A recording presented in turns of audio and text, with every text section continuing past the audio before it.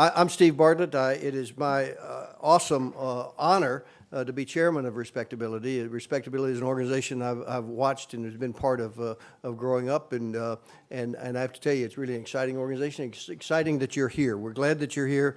This is going to be an awesome day. I will say, if you look at the clock, this clock up here, proves the old adage that every clock, even a broken clock, is right twice a day. So at 11:26, that clock will be right. But the two clocks over here are much better. I also want to say that their card. This is an overflow crowd. Thank you for coming. Everybody here has something to say and something to contribute. Be lots of opportunity for interaction at your table. But the interaction with the panels will be, there's some cards on the table. So if during the course of their presentation, if you see something that you want to ask or something you want to say, we'll write it out on the card, and the fellows will be around during the course of the presentation to take those cards and bring them up and sort them out and collect them and answer them up here. The name of this conference is From Washington to Hollywood and Beyond: The Future of People with Disabilities. Our mission at Respectability is fighting stigmas and advancing opportunities. So together, and I think everybody in this room is a part of that mission. We are striving for a better and a more equitable future for the 56 million people in America who have a disability. I want to first say a thank you to our board members. I've been on a number of boards of directors in my life. I have to say, this is the most awesome and amazing board of directors that I've ever been with. So I wonder if everybody who's on the board, raise your hand and kind of wave around a little. All right, good. So those are the ones, if they're at your table, be sure to give them an earful of what you have to say. We also have our Respectability staff are just amazing. They're organizing all this. And of course, the incredible National Leadership Fellows, that they all made this today happen. And thank you for your dedicated hard work ensuring a fantastic future for all people. Now, to all the speakers today, thank you for sharing your lived experience, your expertise, and your passion. You'll see a lot of expertise and a lot of passion up here. You're our guides and our partners in this journey to full inclusion, equity, and success. Also to Congressman Brad Sherman and his staff. Congressman Sherman will be here for lunch, but he is every room in the Capitol is hosted by some member of Congress. It's kind of one of Congress's little secrets, that every room is, I'd use the word controlled, is actually controlled by somebody. So Brad Sherman controls this room for the day, so he's invited us to be his guest here. Next year, we're going to, about this time, we'll have the honor of celebrating the 30th anniversary of the Americans with Disabilities Act, the Declaration of Independence, the Civil Rights legislation for persons with disabilities, and it's a legislation that I was involved in co-authoring. It was a momentous bipartisan achievement. It was truly bipartisan. Millions of people have better lives today because of that legislation. I would note in the tenor of the times, and I won't go too far on this, that bipartisanship in this town is probably a word that and a concept that we need a lot more of these days. But hope springs eternal, and with the help of people here, we'll get there. People with disabilities deserve the opportunity to achieve independence and success, including competitive integrated employment, just like everyone else. So that's why I'm delighted that you've joined us today to hear from our distinguished speakers and to engage on so many key issues around education, employment, and independence. Disability is a natural part of the human experience. Everyone in here knows that. Not everyone in America has picked that up yet, but we're working on them. According to the census, fully 1 in 5 people in our country currently have a disability. Others may acquire one later due to an accident, aging, or illness.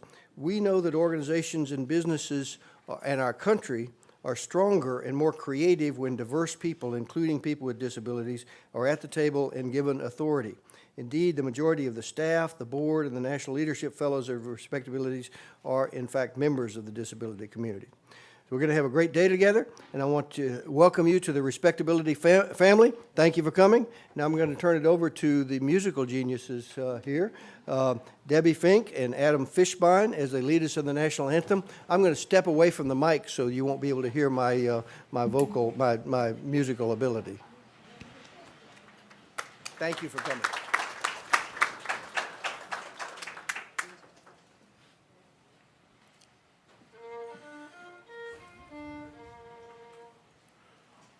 Oh, say, can you see by the dawn's early light what so proudly we held at the twilight's last gleaming,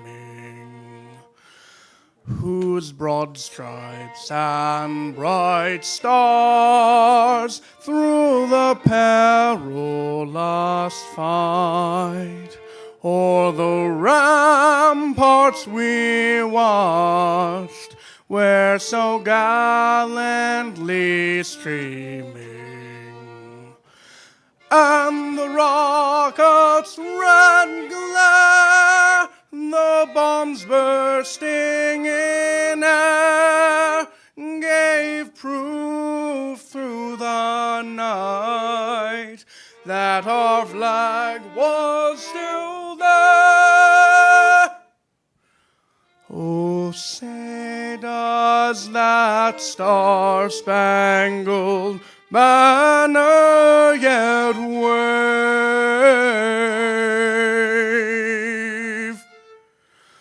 o'er the land of the free and the home of the brave?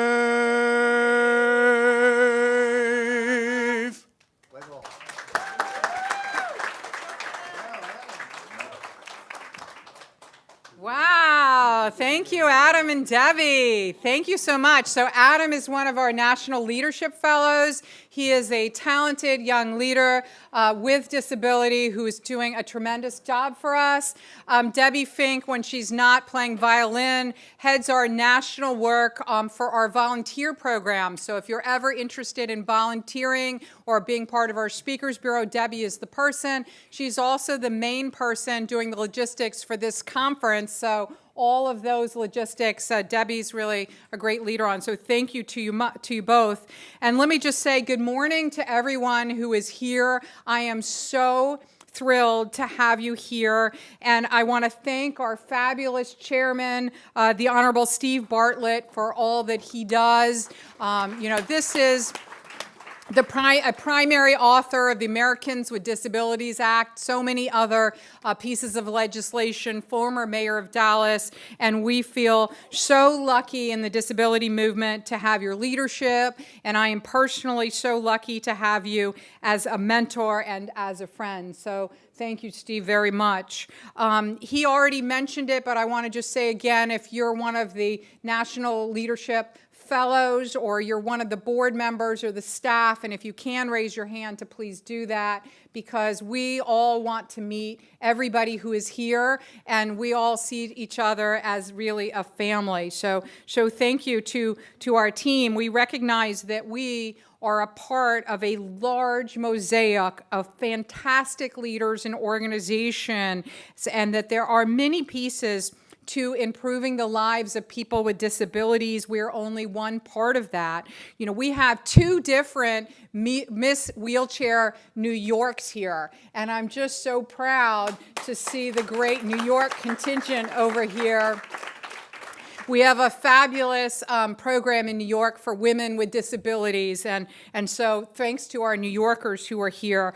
We have people from the CCD, NDI, NDRN, NACCD, Jewish Federation of North America, Easter Seals, JFGH, Jewish Family Services, Starkloff from Missouri, the Independent Living Movement, Congress, governor's offices, so many places.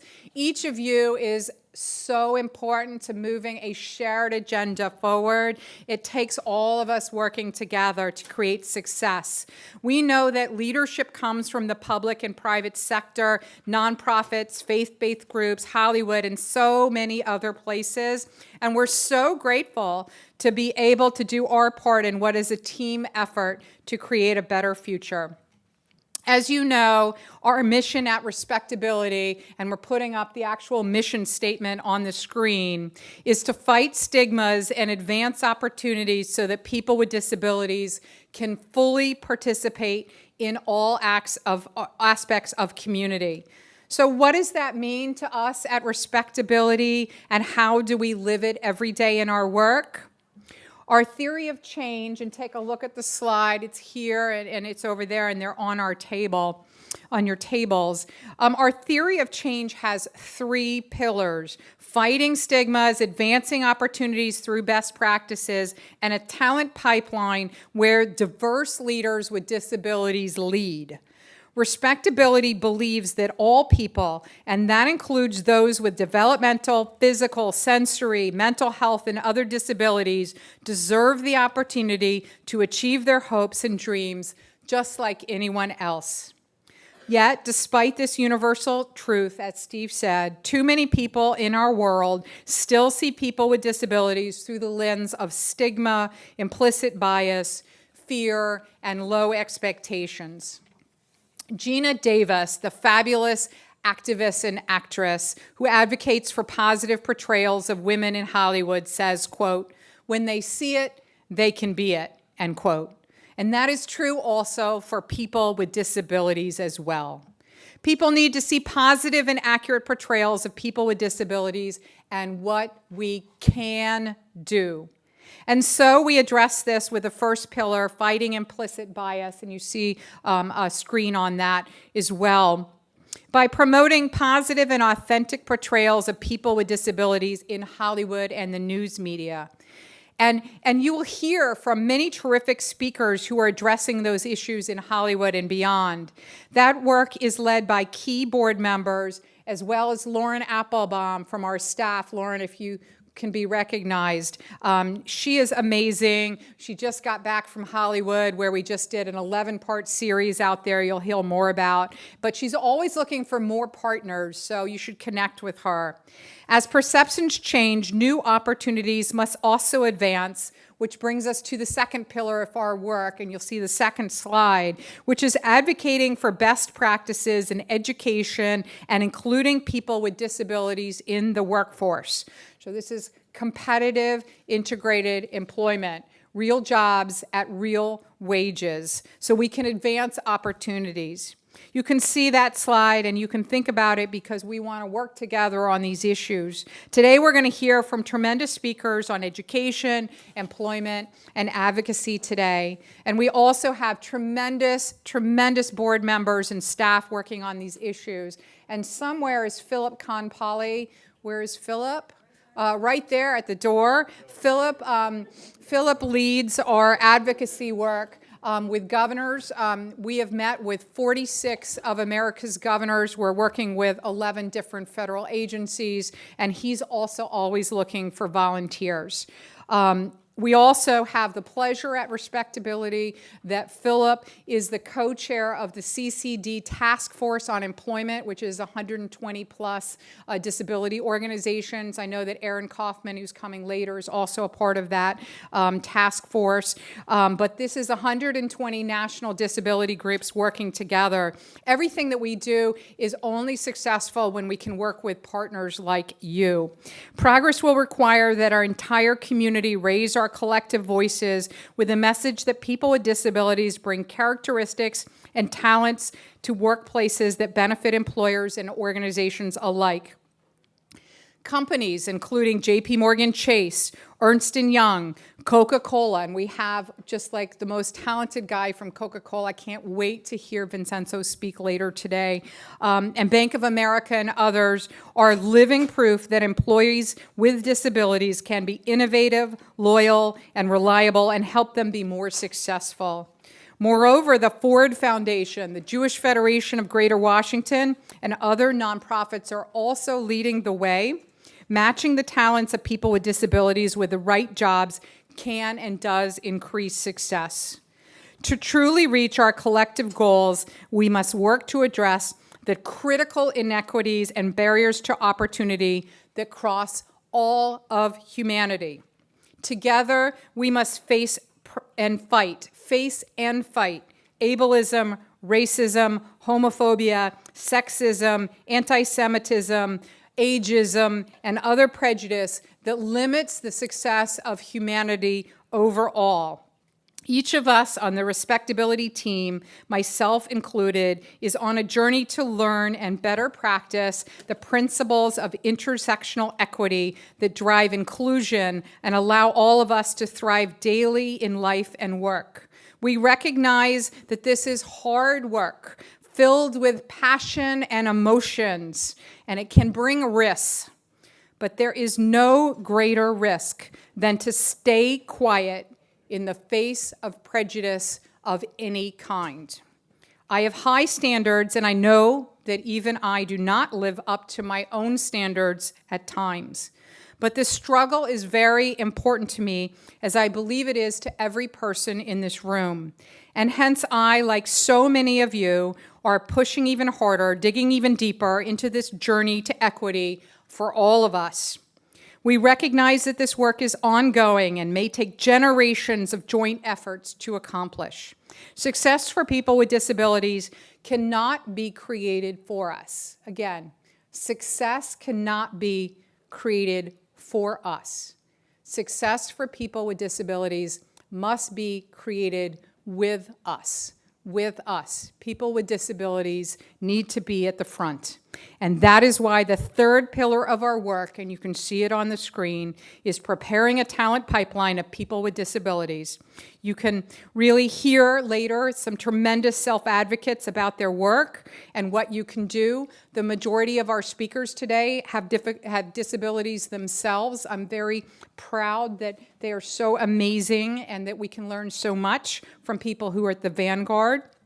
Members of our team include people with a wide variety of disabilities, and we know that people with disabilities can achieve extraordinarily when given the opportunities to participate in all that life has to offer, just like anyone else. Indeed, as you heard from Steve, that the majority of members of our team are people with disabilities themselves. So, for example, you can't see my disability, and in fact, the majority of disabilities are invisible. But I myself have significant dyslexia and ADHD. I only started to read when I was 12 years old. I was already 5'10" when I was 12 years old. So I was a very tall, illiterate person at 12 years old. And I remember being bullied for being stupid and for being lazy. And I know what it means to have that be the defining characteristics of how people see you. So it's very important to us as an organization that people with disabilities are at the forefront of this movement, and that we have allies without disabilities who themselves, due to accident, aging, and illness, may acquire them later, but here at the moment are here as allies. I just want to say a little bit more about our National Fellowship Program, because this is a real crowning jewel of respectability. So 3 times a year, we have cohorts of talented young leaders who come here because they want to be the vanguard in the future for careers in public policy or communications or nonprofit management. We have over 140 graduates. If you're ever hiring and want a rock star, look to us to hire from this pool of really talented people. Can the fellows that are currently in the program right now, please raise your hand if you can raise your hand. Let me just say these are incredible stars. And let me also say that Ben Spangenberg, who runs the program, where is Ben? He's outside doing name tags and welcoming people. That Ben is a rock star, and if you haven't met him yet, I hope that you do meet him, because he does a tremendous job. We're so proud of him and every member of this program. I also want to say that we do, as Congressman Bartlett said, recognize that we are living in very polarizing times, and that we must all be able to reach across the divides in the future, because we have a long way to go to equity and opportunity for all people. We know that it takes partners and allies, and are thrilled to have you here with us today. Together, we can create a welcoming, respectful, and successful world for everyone. So I want to thank you all for being here and turn it over to our next part of our program.